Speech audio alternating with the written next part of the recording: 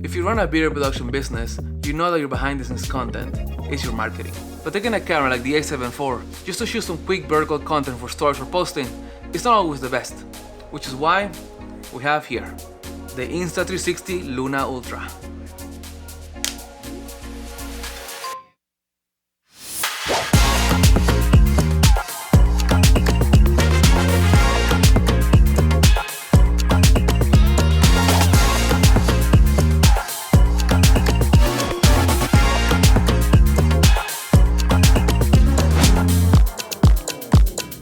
Honestly, I've been waiting to get one of these cameras for some time now and see if it can replace my professional workflow for social media, which is why I spent the last 4 weeks testing it. I'm Dan Sevens and I've been doing video and event productions for about 5 years now.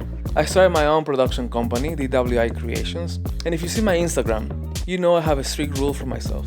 Even my quick behind the scenes clips and stories have to look professionally shot, no sloppy phone videos. Today we're breaking down whether the Luna Ultra actually holds up to pro level workflows, the exact settings I use to get a cinematic look straight to my phone, and the low light trap you need to avoid.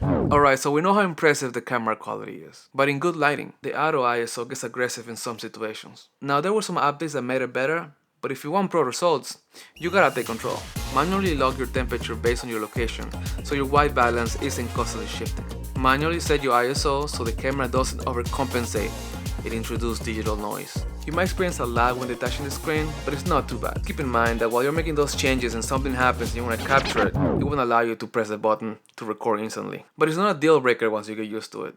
Also, I'm testing another ND for the Luna. Now let's talk about getting the maximum dynamic range out of this sensor through log. If you know how to color grade, you can treat this like a micro cinema camera. Just throw your Note 3 in DaVinci, correct your conversion, and you're good to go. Just don't try to pull up the shadows too much, or you'll start seeing some noise. If it's super dark, just switch to pure video mode instead of log. The AI chips do an impressive decent job. Honestly, by the time I transfer the files to a computer, open resolve, color grade, edit, export, it defeats the purpose of having a pocket camera. If I'm doing all that work, I can just grab the A7 IV and just shoot with it. But let me tell you a quick story. So I went to a World Cup watch party recently and they didn't allow professional cameras. So I brought the Luna and was able to grab stunning, professional grade looking footage. Straight off the Luna to my socials. And nobody gave a second look. Alright, so this is where the camera absolutely shines. If you want a filmic soft look that doesn't look like a cheap camera, use these settings. It's for social, so turn your camera vertical mode. Now we're gonna select 3K, not 1080, 3K. We'll export in 1080, but we'll get to that in a few. For now, 3K, I go between 24 and 30 frames per second, depending on the video we're gonna film. Alright, so first we're gonna go to Pro, and then we're gonna switch it to L-Log. Then we're gonna go to Filter, and we choose our filter of choice. Sometimes I go between the vivid, the natural, and the cinematic. And we're putting the filter on top of the log, because if you do that without the log and you go to standard, it will look a bit over sharpened, a bit more contrasty, because I have a filter here. There it is. Alright, now let me record a clip. Hello, how are ya? Blah blah and so on. Now we stop the clip. Alright, so now we're gonna go to the app. We're gonna connect to the Luna. And here we can select our video. Yep, that's me. Now we're gonna go to export right here. We're gonna click on save settings. We're gonna switch it to 1080, 24 frames per second, and we go to export. And once it's done, we go to the library and we check it out.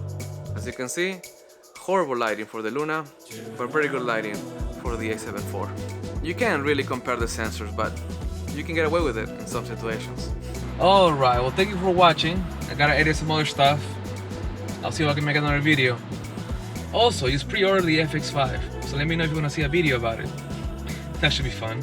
What about an FX5 versus a Luna Ultra video? The comparison is gonna be crazy. Definitely, both cameras have different goals, so I wouldn't even compare them at all.